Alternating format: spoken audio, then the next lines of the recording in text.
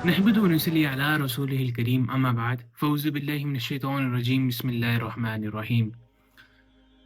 ایام معدودات کے فیز 2 کی آخری ایپیسوڈ نمبر 10 کے ساتھ یہ فیز 2 کی آخری ویڈیو ہے۔ اس کے بعد ہم فیز 3 سٹارٹ کریں گے، بٹ اس ایپیسوڈ میں ہم بات کریں گے حلال انکم پہ، جو ہے سورس آف برکہ۔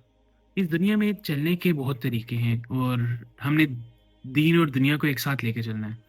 دین آپ کی رہنمائی فرماتا ہے کہ آپ نے کس طرح دنیا کو لے کے چلنا ہے، اور اس میں ایک سب سے اچھی چیز ہے حلال اور حرام کی پہچان۔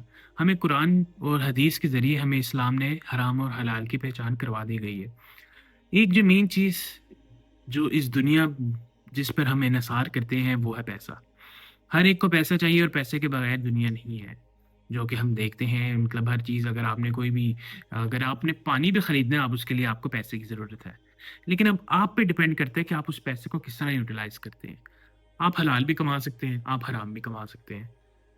بہتر کیا ہے اور ہمیں کرنا کیا ہے؟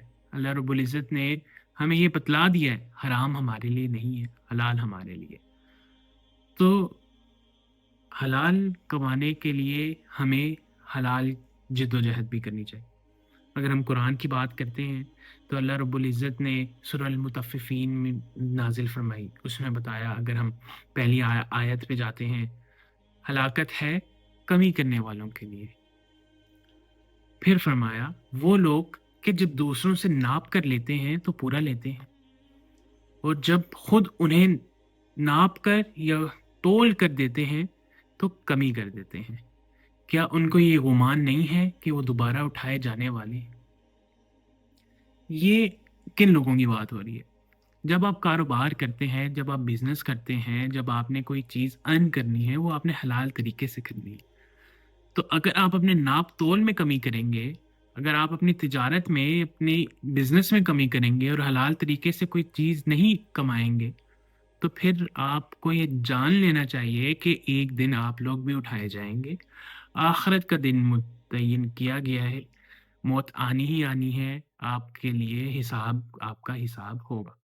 تو ہمیں اللہ رب العزت کی احکام کے مطابق اور آخرت کو مد نظر رکھتے ہوئے دنیا میں کاروبار کرنا چاہیے، حلال اور حرام میں فرق کرنا چاہیے، اور حلال انکم میں کرنا چاہیے۔ اسی طرح جو لوگ جابس کرتے ہیں، وہ بھی ہم اکثر دیکھتے ہیں کہ ہمیں شکایت ہوتی ہے۔ انسان ہر کام کرتے ہوئے اسے ہر چیز سے شکایت رہتی ہے، ہر بندے سے شکایت رہتی ہے۔ آج کل تو ہم تعریف کر دیں کسی کی تو بڑی بات ہے، لیکن جب آپ کہیں کام کریں تو اس خلوص نیت کے ساتھ کریں کہ آپ اس کو حلال طریقے سے کریں۔ اور جہاں پہ بھی اگر آپ کو رشوت یا کسی چیز کی بھی آفر کی جاتی ہے، either it's a media field, either it's any field you are working in, please do with the sincerity، اور کوشش کریں کہ حلال کمائیں، اور حلال میں برکت ہے۔ بے شک وہ کم ہے، اللہ رب العزت الرزاق ہے، وہ رزق دینے والا ہے۔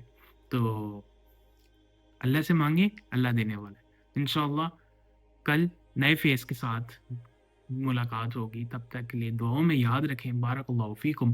السلام علیکم ورحمۃ اللہ وبرکاتہ۔